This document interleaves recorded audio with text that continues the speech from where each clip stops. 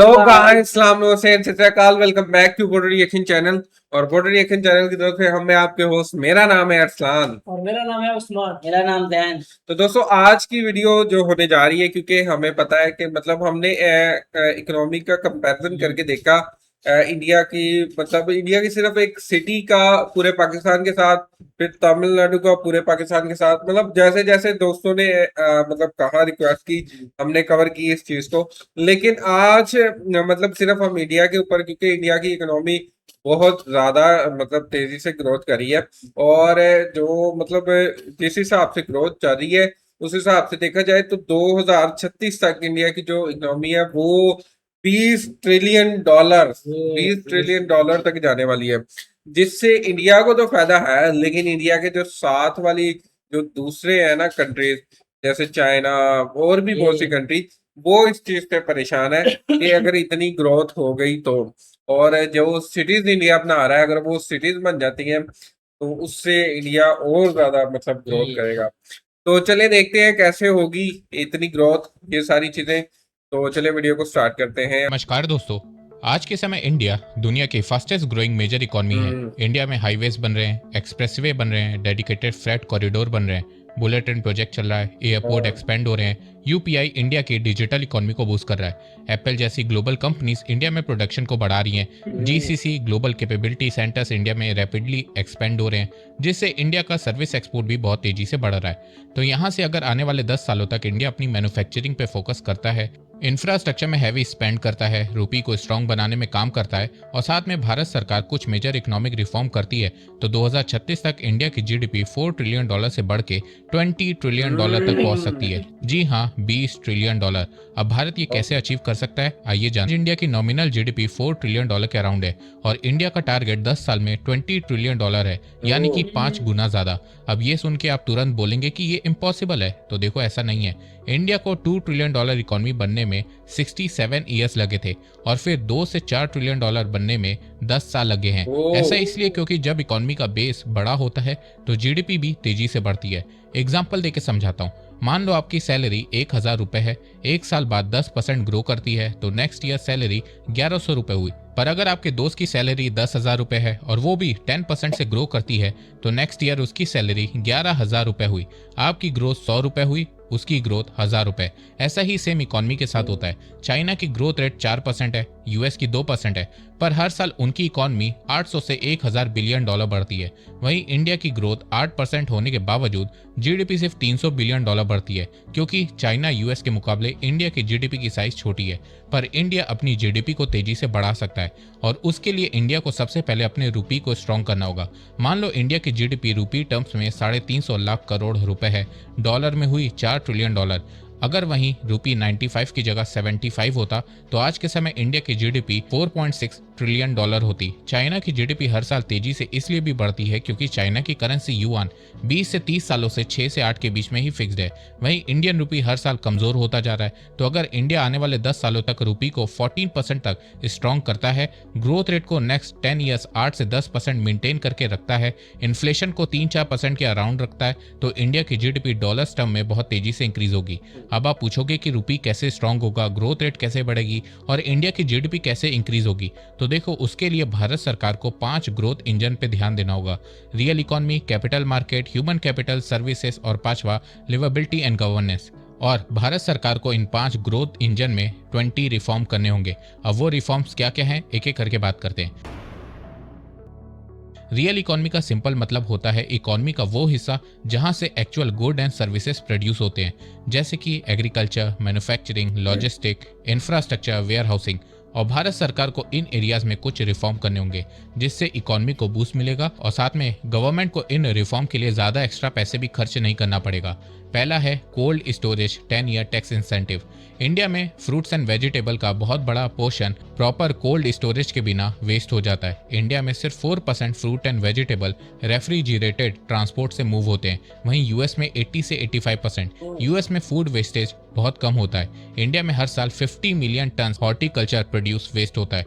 तो Indian government को पहले खुद से कोल्ड स्टोरेज बनाना होगा और साथ में प्राइवेट कंपनीज को कोल्ड स्टोरेज बनाने के लिए एग्रेसिवली इंसेंटिव देना होगा, जिससे वेस्टेज कम होगी, फार्मर्स की इनकम बढ़ेगी, फूड प्रोसेसिंग इंडस्ट्री ग्रो करेगी और उससे इंडिया की जीडीपी भी इंक्रीज होगी। Petrol diesel under GST. आज के समय इंडिया में पेट्रोल और डीजल पे सेंट्रल और स्टेट दोनों ड्यूटी चार्ज करते हैं, जिसके चलते पेट्रोल और डीजल की प्राइस इंडिया में बहुत बढ़ जाती है, जिससे ट्रांसपोर्टेशन एक्सपेंसिव हो जाता है, जिससे स्मॉल बिजनेसेस पे इम्पैक्ट पड़ता है। इंडिया में बिग बिजनेसेस लॉजिस्टिक पे सिर्फ 8% खर्च करते हैं, पर वहीं स्मॉल बिजनेस को आउटपुट का 17% लॉजिस्टिक पे खर्च करना पड़ता है। मतलब प्रोडक्ट 100 रुपए का है और उसमें 17 रुपए लॉजिस्टिक यानी कि माल को लाने ले जाने में खर्च होता है, जिससे प्रोडक्ट कॉस्ट 117 रुपए हो जाती है। तो अगर पेट्रोल डीजल को जीएसटी के अंडर लाया जाएगा तो एक फिक्स टैक्स लगेगा। पेट्रोल डीजल की प्राइस कम होगी, जिससे लॉजिस्टिक कॉस्ट कम होगी, गुड्स चीपर होंगे, स्मॉल बिजनेसेस को फायदा होगा, एमएसएमई को फायदा होगा, इंडियन प्रोडक्ट इंटरनेशनल मार्केट में कम्पिटेटिव बनेंगे, जिससे अल्टीमेटली इंडिया का एक्सपोर्ट इंक्रीज होगा और फिर इंडियन रुपी स्ट्रांग होगा और साथ में इंडिया की जीडीपी भी इंक्रीज होगी। रिफॉर्म 3। देखो, आज के समय इंडिया में सबसे बड़ी प्रॉब्लम यह है कि सेंट्रल गवर्नमेंट तो इंफ्रास्ट्रक्चर पे हैवी स्पेंड कर रही है, पर इंडिया की स्टेट गवर्नमेंट नहीं कर रही है। फाइनेंशियल ईयर 2026 में इंडिया की स्टेट गवर्नमेंट ने बजट का 2.3 लाख करोड़ रुपीस इंफ्रास्ट्रक्चर पे स्पेंड ही नहीं किया। अगर ये पैसा भारत की राज्य सरकारें खर्च करती तो इकोनॉमी में डबल 5.2 लाख करोड़ रुपीस का इम्पैक्ट जनरेट होता। गवर्नमेंट अगर इंफ्रास्ट्रक्चर पे 1 रुपए स्पेंड करती है तो उससे construction, cement, steel, transport, labour, machinery में इकोनॉमिक एक्टिविटी जनरेट होती है, जिससे अल्टीमेटली इंडिया को ही फायदा होता है। तो भारत की राज्य सरकारों को भी इंफ्रास्ट्रक्चर में स्पेंडिंग को बढ़ाना होगा। रिफॉर्म 4। अगर गवर्नमेंट को इंडिया की जीडीपी को तेजी से बूस्ट करना है तो रेलवे पे फोकस करना होगा। देखो, रेलवे का मतलब सिर्फ ये इन्होंने ऑलरेडी इतना फोकस किया हुआ है, लेकिन फिर भी वो कह रहे हैं कि पैसेंजर ट्रेन नहीं होता है, फ्रेट ट्रेन, माल गाड़ियां भी होती हैं जो इकोनॉमी की बैकबोन होती हैं। इंडिया में रेल ट्रांसपोर्टेशन जितना चीप होगा, मॉडर्न होगा, फास्ट होगा, उतना इंडिया की प्रोडक्शन बढ़ेगी, मैन्युफैक्चरिंग बढ़ेगी और फिर एक्सपोर्ट भी इंक्रीज होगा, जिससे इंडिया की ही ग्रोथ होगी। और रेलवे को मॉडर्नाइज करने के लिए भारत सरकार को पैसा चाहिए होगा, जिसके लिए भारत सरकार रेलवे को स्टॉक मार्केट में लिस्ट कर सकती है। अब लिस्ट करने से ये मत समझ लेना कि भारत सरकार रेलवे को प्राइवेटाइज कर रही है या बेच रही है। रेलवे को स्टॉक मार्केट में लिस्ट करने से सरकार के पास बहुत पैसा आएगा, जिससे रेलवे का बजट मैसिव इंक्रीज होगा, जिससे मालगाड़ियों का नंबर तेजी से बढ़ेगा, उनकी कैपेसिटी बढ़ेगी, ज्यादा फ्रेट कॉरिडोर्स बनेंगे, ट्रेन की स्पीड बढ़ेगी और इससे अल्टीमेटली इंडिया की लॉजिस्टिक कॉस्ट कम होगी और जिससे इंडिया में प्रोडक्शन बढ़ेगी और साथ में इंडिया की जीडीपी भी तेजी से इंक्रीज होगी। देखो, इंडिया के पास पैसा है, लेकिन गवर्नमेंट और कंपनीज उस कैपिटल को एफिशिएंटली यूज नहीं कर पा रही है। तो यहाँ पे भारत सरकार को कुछ रिफॉर्म करना होगा। रिफॉर्म 1। इंडियन गवर्नमेंट के पास बहुत सारी पीएसयू कंपनी है, जैसे कि एसबीआई, ओएनजीसी, कोल इंडिया, एनटीपीसी, और इन सब में भारत सरकार के शेयर्स हैं, जिसकी वैल्यू अप्रॉक्स $249 बिलियन है। तो इंडियन गवर्नमेंट सिंगापुर मॉडल का यूज करके इंडिया सोवरेन फंड बनाए। गवर्नमेंट के पास $249 बिलियन वैल्यू के शेयर्स हैं। अगर इन एसेट को एक प्रोफेशनल सोवरेन फंड के अंडर कंसोलिडेट किया जाए तो सरकार इन पैसों से डिविडेंड कमा सकती है, एसेट को रिबैलेंस कर सकती है, स्ट्रेटेजिक इन्वेस्टमेंट कर सकती है, कुछ एसेट मोनेटाइज कर सकती है, रिटर्न जनरेट कर सकती है। रिफॉर्म 2। इंडिया में इक्विटी मार्केट का साइज बहुत बड़ा है, 130% ऑफ जीडीपी है। वहीं कॉर्पोरेट बॉन्ड मार्केट का साइज सिर्फ 18% ऑफ जीडीपी है। तो भारत सरकार को बॉन्ड मार्केट को बढ़ाने में ध्यान देना चाहिए, ताकि कंपनीज के पास फंडिंग लेने के लिए मल्टीपल चैनल ओपन होंगे। Banks, bond, equity, other capital सब अवेलेबल होगा, जिससे इंडिया का स्टार्टअप इकोसिस्टम और स्ट्रॉन्ग बनेगा और इंडिया में और इन्वेस्टमेंट आएगी। रिफॉर्म 3। भारत सरकार को टीडीएस को 5% फ्लैट करना होगा और इन्वेस्टर्स के पैसे को अननेसेसरली ब्लॉक नहीं करना होगा। टीडीएस में इन्वेस्टर्स का कुछ अमाउंट ब्लॉक होता है, जिससे वो परेशान हो जाते हैं, तो ये भारत सरकार को बंद करना होगा। रिफॉर्म 4। आईडीआर को रिवाइव करना होगा और इंडिया को ग्लोबल साउथ का फाइनेंशियल हब बनाना होगा। डबल ट्रांजैक्शन टैक्स को एंड करना होगा। इंडिया में इक्विटी ट्रांजैक्शन पर एसटीटी और स्टैंप ड्यूटी दोनों लगते हैं। फाइनेंशियल ईयर 2026 में भारत सरकार ने 40,000 करोड़ रुपए का एसटीटी कलेक्शन किया था, तो भारत सरकार एसटीटी को रख सकती है और स्टैंप ड्यूटी को हटा सकती है। साथ में कैपिटल गेन टैक्स को थोड़ा कम भी कर सकती है, ताकि इंडिया के स्टॉक मार्केट में इन्वेस्टमेंट बढ़ सके। जब से भारत सरकार ने कैपिटल गेन टैक्स को बढ़ाया है, फॉरेन इन्वेस्टर्स ने इंडियन स्टॉक मार्केट से बिलियंस ऑफ डॉलर बाहर निकाला है, तो टैक्स को कम करने से भारत को ही फायदा होगा। भारत सरकार को knowledge, skill, education, health, productivity में रिफॉर्म करना होगा। अगर किसी कंट्री के पास highly educated, skilled and productive लोग होते हैं तो वो कंट्री ज़्यादा वैल्यूएबल प्रोडक्ट और सर्विसेज बना सकती है। तो इसमें भारत सरकार को पहला रिफॉर्म ये करना होगा कि भारत सरकार को क्वालिटी ऑफ इंस्टीट्यूशंस को और बनाना होगा। इंडिया में अप्रॉक्स 1,87,000 स्टूडेंट जी एडवांस देते हैं, लेकिन आईआईटी में अवेलेबल सीट अप्रॉक्स 18,000 है। मतलब रफली 10 एडवांस जेई स्टूडेंट में से सिर्फ एक को आईआईटी की सीट मिलती है। तो इंडिया में टैलेंटेड स्टूडेंट की कमी नहीं है, प्रॉब्लम है लेस क्वालिटी इंस्टीट्यूशन की। तो भारत मतलब 10 में से एक बंदे को डिग्री मिल सकती है, सरकार को इस पे लेकिन काम करना होगा, वरना फ्यूचर इतनी में ज्यादा ब्रेन ड्रेन इंडिया में और तेजी से बढ़ेगा। इसके अलावा भारत सरकार को रिसर्च एंड डेवलपमेंट में ज्यादा स्पेंड करना होगा। आज के समय आर&डी में इंडिया 1% से भी कम इन्वेस्ट करता है, 0.8%। तो इसे बढ़ाना होगा और इसमें प्राइवेट कंपनीज को भी इन्वॉल्व करना होगा। और भारत सरकार को कंपनीज के लिए टारगेट सेट करना होगा कि रेवेन्यू या प्रॉफिट का इतना % आर&डी में कंपनीज खर्च करेंगी और इसके बदले सरकार उनको टैक्स इंसेंटिव देगी। देखो, अगर इंडिया को ग्रो करना है तो वो सिर्फ रोड, रेलवे बनाने से नहीं होगा, इंडिया को स्किल्ड वर्कफोर्स भी चाहिए होगी। देखो, आज के समय इंडिया की जीडीपी में मेजर कंट्रीब्यूशन सर्विस सेक्टर का है और भारत सरकार को इस पे और फोकस करने की ज़रूरत है। इंडिया में ऑलरेडी 1800 से ज़्यादा ग्लोबल कैपेबिलिटी सेंटर जीसीसी है।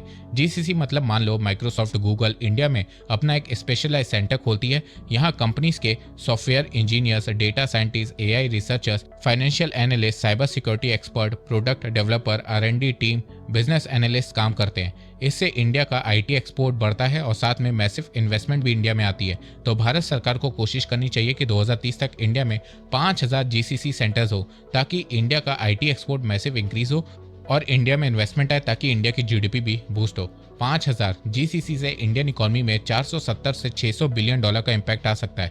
इसके अलावा इंडियन गवर्नमेंट को अपने टूरिज्म को प्रमोट करना होगा, ताकि इंडिया में फॉरेन टूरिस्ट के नंबर मैसिव इंक्रीज हो सके और इंडिया टूरिज्म से भी बहुत पैसा कमा सके।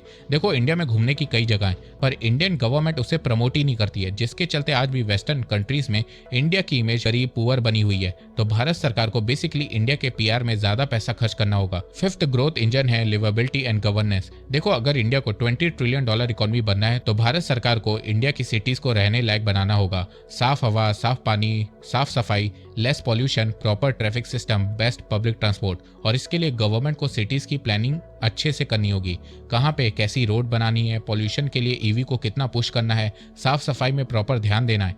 पॉल्यूशन के चलते हर साल इंडिया को $95 बिलियन का इकोनॉमिक लॉस होता है। तो अगर भारत सरकार इस पे काम करेगी तो ये लॉस भी कम हो सकता है। देखो, रिपोर्ट में ये भी बताया गया कि गवर्नमेंट को इन सब रिफॉर्म करने में 3.4 लाख करोड़ रुपीस का कॉस्ट बियर करना पड़ेगा, पर इन रिफॉर्म से रफली 7.9 लाख करोड़ का डायरेक्ट इकोनॉमिक बेनिफिट इंडिया को मिलेगा। अगर बियर कॉस्ट को निकाल भी दे तो इंडिया को 4.5 लाख करोड़ रुपीस का फायदा होगा। देखो, $20 ट्रिलियन जीडीपी का टारगेट उतना आसान नहीं है, पर अगर भारत सरकार चाहे तो इसे पूरा भी कर सकती है। लेकिन अगर भारत सरकार इसका आधा भी काम कर लेती है तो भी इंडिया 2035-36 तक आराम से $10 ट्रिलियन। तो दोस्तों, कैसी लगी आपको ये वीडियो? कमेंट सेक्शन में जरूर बताएं। अच्छा, ये जो वीडियो थी, ये मतलब ठीक है, भारत जो है वो कैसे 2036 तक ये मतलब $20 ट्रिलियन तक के इकोनॉमी को अपनी को लेके जा सकता है। वो उन्होंने पहले तो बताया कि मतलब ग्रोथ हो रही है, मतलब जितनी ग्रोथ मतलब 67 सालों में ही $2 ट्रिलियन, उतनी ग्रोथ उन्होंने मतलब जैसे ये 10 साल जो पिछले हैं इसमें ग्रोथ हुई है कि उसमें दो $2 ट्रिलियन इंक्रीज हुआ। लेकिन ये है कि 2036 अभी जो आने वाले 10 साल हैं वो उनकी बात करें कि उनमें क्या क्या चीजें चेंज करके क्या क्या सर्विसेज दे के क्या से कैसी सिटी प्लान करके। सिटी प्लान तो ऑलरेडी इंडिया ने काफी की हुई है, 5 सिटी तो हमने देखी है, और इसके अलावा भी मतलब गिफ्ट सिटी और भी सिटीज हैं, और जिनमें मतलब अभी इंडिया में टूरिस्ट भी ज्यादा है। और मतलब क्योंकि जैसे जैसे ये सोशल मीडिया के थ्रू मतलब सोशल मीडिया आम होता जा रहा है, नॉर्मल बंदा मतलब रीच आउट की नॉर्मल से नॉर्मल बंदा रीच आउट कर रहा है इस पे, तो वैसे वैसे ही मतलब छोटी से छोटी चीज भी मतलब वर्ल्ड में जाती है, वो लोग देखते हैं। जैसे अगर कोई अच्छी चीज जाती है तो उसकी पॉजिटिव इमेज बनती है, और अगर नेगेटिव जाती है तो नेगेटिव इमेज बनती है उस चीज की। तो इंडिया की जैसे हमने मतलब क्योंकि हमने मतलब एज ए पाकिस्तानी हम देख रहे हैं काफी अरसे से, मतलब हमने चैनल शुरू किया 2-3 मंथ पहले से, 3 मंथ पहले से शायद, तो हम देख रहे हैं तो मतलब एक पॉजिटिव इमेज ना बनती जा रही कि ग्रोथ कर रहा है, तरक्की कर रहा है, एक्सपेंड मतलब हर साल कुछ हर ना कुछ चीज कर रहा है। मतलब बन रहा है, कुछ ना कुछ तरक्की नए में साल ये से पहले वो। सोच लेते हैं हमने ये करना है। जैसे ये भी अभी प्लान है, ये अगर वो इस पे काम करेंगे तो क्योंकि उन्होंने कहा है कि हम ये 20 ट्रिलियन डॉलर तक इकोनॉमी को लेके जाएंगे। लेकिन ये है कि उन्हें ये भी पता है कि कैसे कैसे लेके जाना है, क्या क्या चीजें इंप्रूव करनी पड़ेंगी, ये सारी चीजें। तो दोस्तों ये थी आज की वीडियो। मतलब ओरिजिनल वीडियो का ये लिंक हम डिस्क्रिप्शन में दे देंगे। तो कैसी लगी आपको ये वीडियो, कमेंट सेक्शन में जरूर बताएं।